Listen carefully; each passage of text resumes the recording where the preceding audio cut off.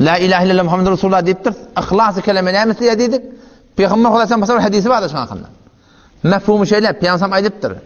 La ilahe illallah la tezalu la ilahe illallah tenfe'u men kâleha. La yezalu la ilahe illallah tenfe'u men kâleha. Şu la ilahe illallah hemişe ayettiğin adamla peyda veriyor dedi.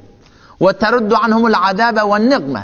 Şu la ilahe illallah şu ayettiğin adamdan azabı, kıyınçılığı, muşkilatı ayıracak diye. Ma lem yestahifu bihakkiha dedi.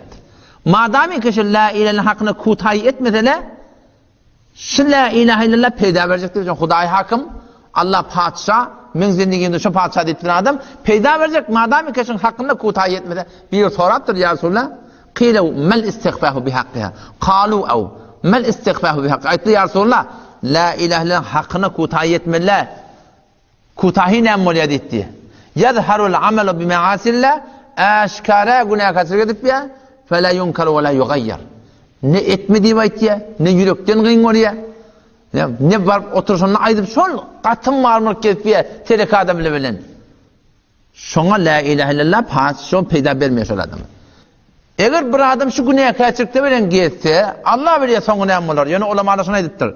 Günahane kebire bilen yaşamaklık ve günah sagira ısrar eten o da kebire oluyor. Şu adli tuğrutun günah bilen yaşamaklık adamdan sonunda iman selbetliye diyor. Huday Teala şunu tövmeyecek bolup versin. Asi bolup gelip ya da günah kaçırıkta gelip ya Allah şunu tövmeye ahirde iman selp oluyor diyor şunu Huday Teala.